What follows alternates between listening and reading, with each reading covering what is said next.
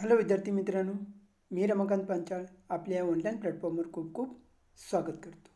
आपण आजपासून 11वीच्या विद्यार्थ्यांसाठी इंग्लिशची सिरीज लॉन्च करत आहोत.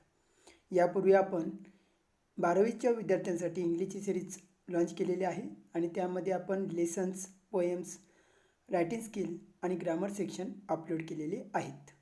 आता आपण आजपासून घेतो आहे 11th स्टँडर्डची पोएट्री सेक्शन, ज्यामध्ये आपण घेतो आहे फर्स्ट पोएम चेरी ट्री.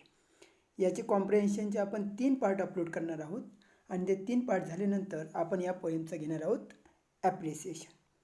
तर वेळ वाया न दवडता आपण आजच्या टॉपिकला सुरुवात करूया.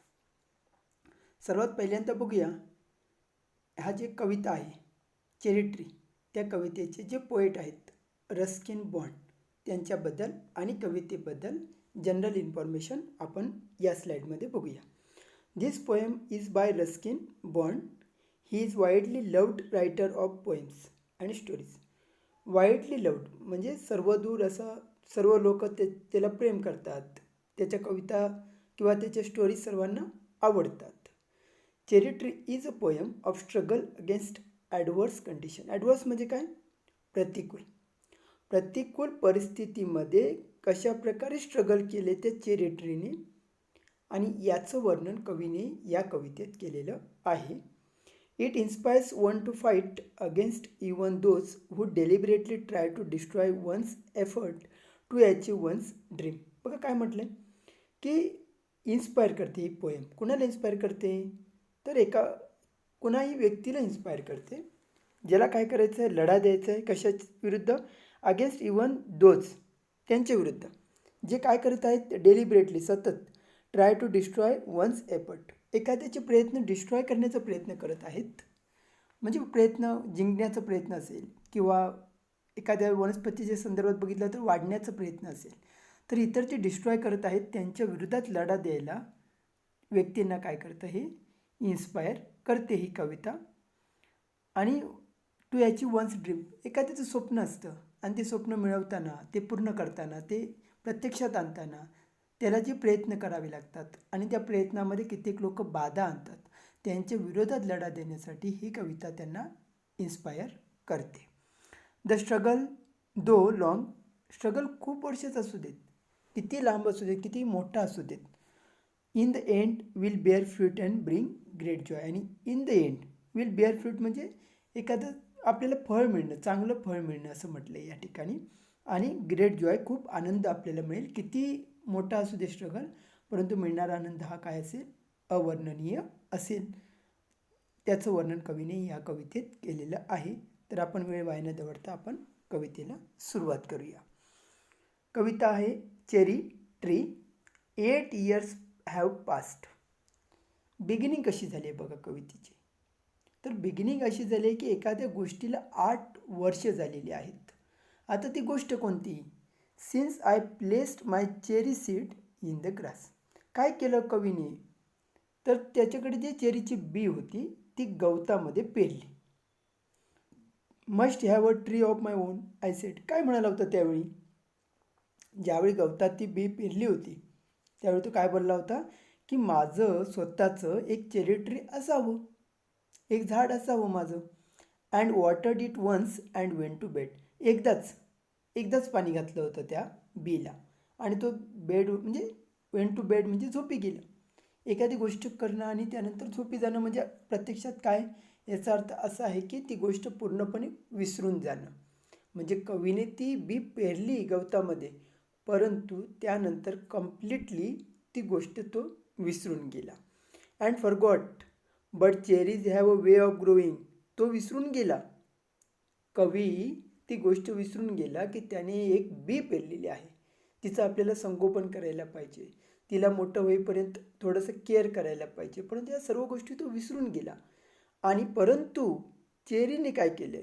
वे ऑफ ग्रोईंग, रस्ता काय सोडला आहे का वाढण्याचा? नाही, त्याने तो वाढण्याचा रस्ता पकडून ठेवलेला आहे. दो नो वन्स केअरिंग. बघा, जरी कोणच त्याची देखभाल करत नाही आहे. व्हेरी मच फॉर नोविंग, कोण त्याला म्हणजे कोणाला माहिती नाही आहे, काळजी काही करत नाही आहे. आणि कित्येक जणांना तर माहिती नाही आहे की तिथे बी पेरले, चेरी ट्रीचं झाड उगवतं आहे, माहीतच नव्हतं आणि कोणी त्याची केअरही नाही केली. तरी ती वाढण्याची इच्छा आपली काय करत आहे, पूर्ण करत आहे, थांबलेलं नाही. कितीतरी वॉर्ड्स म्हणजे आपण काय म्हणतो संकट त्याला वाढताना आलेली आहेत. And suddenly that summer near the end of May. Summer कधी येतो? आता हा बघा, आपल्याकडे एंड ऑफ मेला काय असतो, पावसाळा असतो. परंतु दुसऱ्या ठिकाणी इंग्लंड अमेरिका जर बघितलं तर त्या ठिकाणी मेला काय होतो, उन्हाळा चालू होतो. I found a tree had come to stay. आणि त्यावेळी त्याने पाहिलं की काय होतं की तिथे झाड रुजलेलं आहे. झाड काय आहे, रुजलेलं आहे. It was very small. खूप छोटं होतं. 5 months चाइल्ड. अगदी छोटं, 5 महिन्याचं होतं रोपटं. Lost in the tall grass. गवत खूप उंच होतं आणि ते 5 महिन्याचं जे छोटंसं रोपटं काय झालं होतं, जणू काय हरवून गेलं होतं. कशामध्ये? Tall grass running wild. Wild म्हणजे रानटी गवत होतं. वाईल्ड म्हणजे रानटी. त्या रानटी गवतामध्ये ते छोटंसं 5 महिन्याचं रोपटं काय झालं होतं, अगदी हरवून गेलं होतं.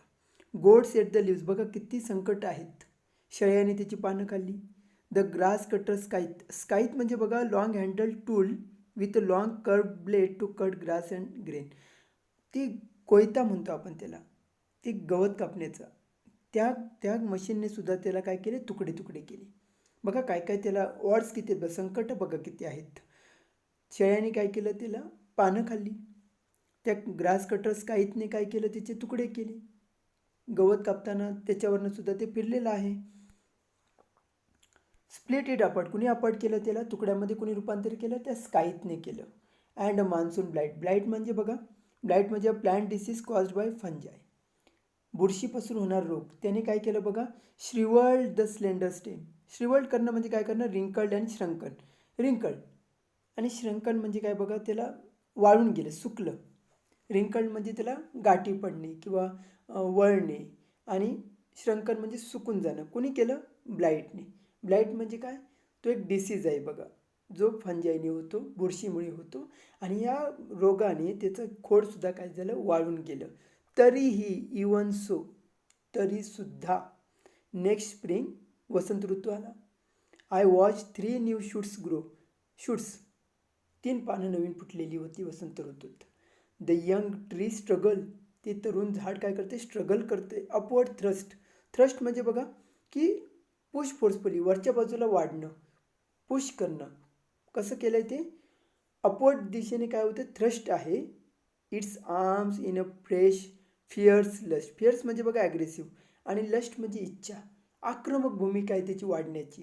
फॉर लाईट एअर अँड सन. बघा, लस्ट म्हणजे इच्छा, डिझायर, म्हणजे त्याची इच्छा आहे बघा वरती वरती वाढण्याची. कशासाठी? तर हवा मिळवण्यासाठी, सूर्यप्रकाश मिळवण्यासाठी. आणि बघा, हवा, सूर्यप्रकाश आणि प्रकाश आणि सूर्यकिरणं मिळवण्यासाठी त्याची एक धडपड चालू आहे. आणि त्यासाठी ते वरच्या दिशेने वाढत आहे. बघा किती स्ट्रगल आहे त्याच्या लाईफमध्ये. आपण आता क्वेश्चन आन्सर बघूया. Complete the following. The thought which prompted the poet to plant the cherry seed. कोणता थॉट होता त्याच्या मनामध्ये की त्याला ते चेरी सीड त्याने काय केलं, प्लॅन्ट केलं. The thought which prompted the poet to plant the cherry seed. The poet felt he wanted to have his own tree. कोणता विचार होता की त्याला वाटत होतं की आपलं स्वतःचं एक चेरीचं झाड असावं. त्यानंतर आपल्याला काही रिकाम्या जागा दिलेल्या आहेत. आणि वेअर थ्रेड्स. थ्रेड्स म्हणजे काय बघा, संकट. कोणकोणती संकटं होती त्याच्यासाठी, त्या झाडासाठी? तर पहिलं होतं गोड्स. बकऱ्यांनी काय केलं होतं, त्याचं पानच खाऊन टाकलेली होती. दुसरं संकट काय होतं, द ग्रास कटर स्काईथ.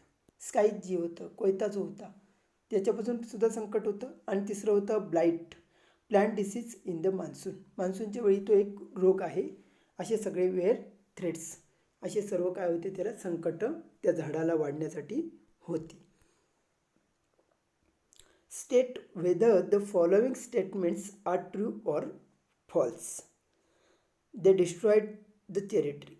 डिस्ट्रॉय केलं का चेरी ट्रीला? नाही. हे काय आहे, फॉल्स स्टेटमेंट आहे. The cherry tree had an instinct to survive. Instinct to survive, जगण्याची दुर्दम्य महत्त्वाकांक्षा होती का? यस, होती. म्हणून तर ते एवढ्या संकटाचा सामना करून उभं राहिलं, जगलं. पुढे बघा. Find from the extract proofs for the following. Proof शोधायचे आहेत आपल्याला. The poet has mention different seasons. वेगवेगळे सीझन मेन्शन केलेले आहेत पोएटने या पोएममध्ये. आपल्याला काय करायचे, त्याचे प्रूफ शोधायचे आहेत. अँड सडनली द समर, बघा समर उन्हाळा आला, near the end of May, and later in the same stanza and a monsoon blight, monsoon पावसाळ्याचं सुद्धा वर्णन केलं आहे.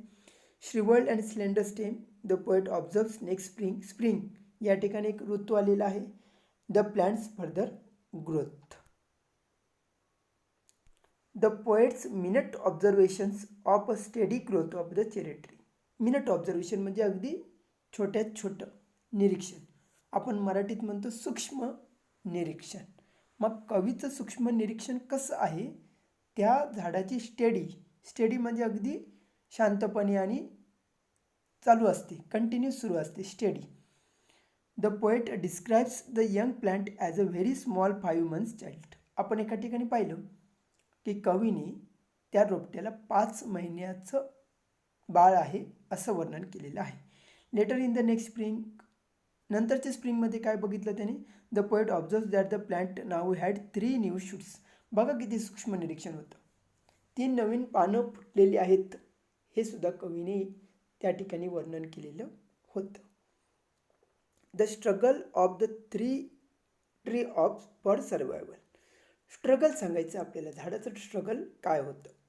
गोड्स एट द लिव्स, बकऱ्याने काय केलं, त्याची पानं खाल्ली. The grass cutters kite split it apart, grass कटरने काय केलं, त्याचे 2 तुकड्यांमध्ये रूपांतर केलं, तुकडे केले त्याचे. And monsoon blight shrivelled the slender stem. Slender अगदी ते नाजूक त्याचं खोड होतं ना, त्याचं श्रिवल्ड केलं, त्याचे काय केलं, वळून टाकलं, त्याला शुष्क करून टाकलं, सुकवून टाकलं.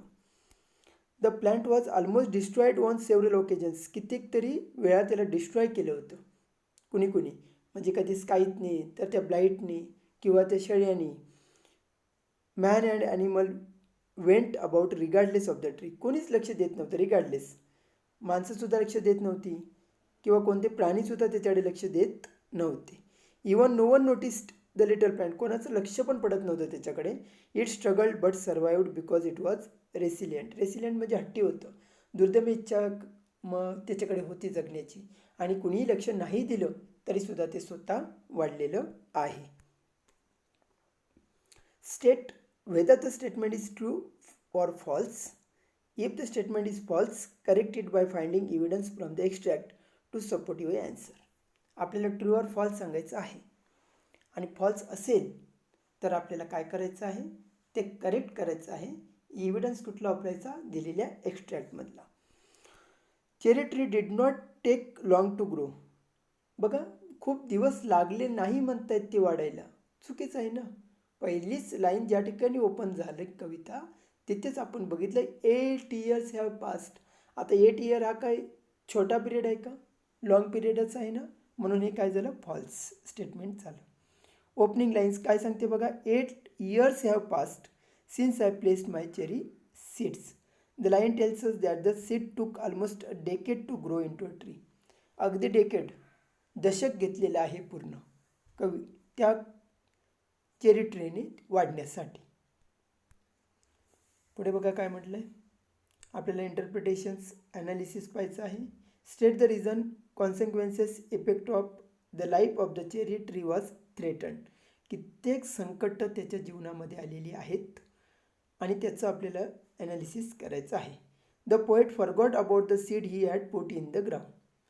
तो कवी तर विसरूनच गेला होता की त्याने अशी कधी ती जमिनीमध्ये बी पेरली होती.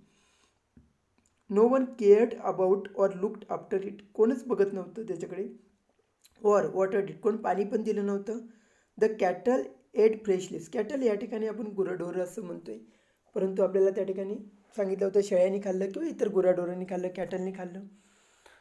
Of the little plant, the grass cutter did not notice it. Grass cutter जो होता त्याने सुद्धा नोटीस नाही केलं. And mangled it when cutting the grass. Mangled करणं, तुकडे तुकडे करणं, खूप वेळा त्याच्यावरून फिरल्यामुळे त्याने लक्ष नाही दिलं. The sapling through in danger struggled for life and survived with the help of the life giving sunlight and rains.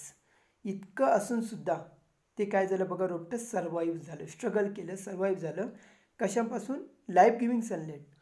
सूर्यप्रकाश हा काय आहे? प्रत्येकाला जीवन दान करणारा आहे आणि त्याच्यामार्फत आणि पावसाच्या मार्फत त्यांनी काय केलं, स्वतःच काय केलं, वाढ करून घेतली.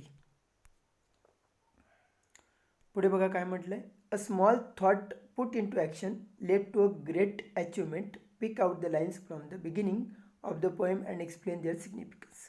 एक छोटासा विचार जर आपण कृतीत आणला तर तो काय करतो, ग्रेट अचिव्हमेंट मिळवतो. बघा, एक छोटीशी चेरी ट्रीची जी छोटीशी सीड होती ती त्याने गवतात पेरली आणि त्यानंतर ते झाड वाढलं आणि त्याला चेरीची फळंसुद्धा आलेली होती. म्हणजे तुमचा छोटासा विचार जर कृतीत आणला तर आपल्याला त्याचे बेनिफिट्स नंतर मिळू शकतील. असं आपल्याला कवितेतल्या ओळी घेऊन त्याचं सिग्निफिकन्स, त्याचं महत्त्व सांगायचं आहे. ओपनिंग लाईन्स बघा, since I placed my cherry seed in the grass must have a tree of my own I said. The desire म्हणजे इच्छा, to have his own tree prompted the poet to plant a cherry seed and water it, though later he forgot all about it. तिला वाटलं लहानपणी की आपण काय करूया, एक आपलं चेरी ट्री असावं स्वतःचं, परंतु नंतर तो विसरून गेला. दॅट सीड स्प्राउट होणं, अंकुर फुटणे, स्ट्रगल खूप लढा दिला, अँड ग्रीव थ्राईव्ड म्हणजे एखादी गोष्ट सफलतापूर्वक पूर्ण करणे, अँड ब्लॉसम म्हणजे कळीचं जेव्हा फूल होतं तेव्हा आपण त्याला म्हणतो ब्लॉसम, मोहर वगैरे येणे. ब्लॉसम झालं, त्याच्यावर मोहर आला, and it was 6 feet tall आणि 6 फूट उंच वाढलं. It blossomed and yielded fruit too. आणि त्याच्यानंतर मग इल्डेड फ्रूट, त्याला फळसुद्धा लागली. त्यानंतर बघूया आपण personal response. Why do you think the cherry tree seed was forgotten. तुम्हाला असं का वाटतं की तो विसरून गेला, चेरी ट्रीचं सीड लावलेलं आहे म्हणून. Wien the poet placed the seed on the ground 8 years earlier he may have been a young boy. आपल्याला असं वाटतं की कवी त्यावेळी खूप लहान असेल ज्यावेळी त्यांनी ती चेरी सीड रुजत टाकली होती किंवा गवतात पेरलेली होती. He might have not realise that plants और सीड्स नीड नर्चरिंग. नर्चर करणं म्हणजे त्याला सोयीसुविधा करणं, नर्चर करणं, त्याचं पोषण करणं. तो लहान असल्यामुळे त्याला कदाचित वाटलं नसेल की प्लॅन्टला आपल्याला काय करावं लागतं, नर्चर करावं लागतं, त्याला पोषण द्यावं लागतं, त्याचं संरक्षण करावं लागतं, त्यामुळे तो विसरून गेलेला असेल. काय म्हटलं बघा, write the examples of given figure of speeches, alliteration, the grass cutters scythe split it apart. या ठिकाणी कोणतं लेटर बघा रिपीट झालेलं आहे, येस रिपीट झालेला आहे. त्यानंतर बघा antithesis, it was very small 5 months child lost in the tall grass. Two opposite idea, small and tall. Small म्हणजे लहान, टॉल म्हणजे उंच. या दोन अपोजिट आयडियाज काय केलेल्या आहेत, टुगेदर एकत्र मांडलेल्या आहेत, म्हणून कोणता फिगर ऑफ स्पीच झाला, अँटिथेसिस. पर्सनिफिकेशन माहीत आहे तुम्हाला, मराठीत आपण म्हणतो चेतन गुणोक्ती. ज्यावेळी निर्जीव वस्तूंवरती ते सजीव आहेत असं वर्णन केलं जातं त्यावेळी चेतन गुणोक्ती अलंकार होतो किंवा पर्सनिफिकेशन अलंकार होतो, फिगर ऑफ स्पीच होतो. Very small 5 months child. बघा आता रोपटं हे काय माणूस आहे का, नाही आहे, परंतु माणूस जसं वाढतं, 5 वर्षाचं बाळ जसं वाढत जातं नंतर, तशा प्रकारे वर्णन या ठिकाणी केलेलं आहे. Upward thrust its arms. Here the plant sapling is represented as a human child. असं रिप्रेझेंट केलं की एखादं माणसाचंच बाळ असावं. Holding its arms up to be lifted. असं हात वरती केलेत बघा, लहान मूल आपले दोन्ही हात वरती करतं की कुणीतरी आपल्याला उचलून घ्यावं. तशा प्रकारे आर्म्स त्यांनी काय केलेले आहेत, वाईड असे पसरवलेले आहेत, म्हणून या ठिकाणी पर्सनिफिकेशन फिगर ऑफ स्पीच होतं. तर आपण आता या ठिकाणी थांबतोय. पार्ट कसा वाटला, माझं टीचिंग कसं वाटलं आणि व्हिडिओ कसा वाटला नक्की मला कॉमेंट करून कळवा. आणि आवडलं असेल तर नक्की लाईक करायला विसरू नका. अजून तुम्ही माझ्या चॅनलला सबस्क्राईब केले नसेल तर नक्की सबस्क्राईब करा आणि आपल्या सर्व विद्यार्थी मित्रांपर्यंत हा व्हिडिओ शेअर करा, जेणेकरून सर्वांचा फायदा होऊ दे. तुम्ही माझी टीचिंग एन्जॉय करताय, मला छान छान कमेंट देताय, त्याबद्दल खूप खूप धन्यवाद. Thank you very much.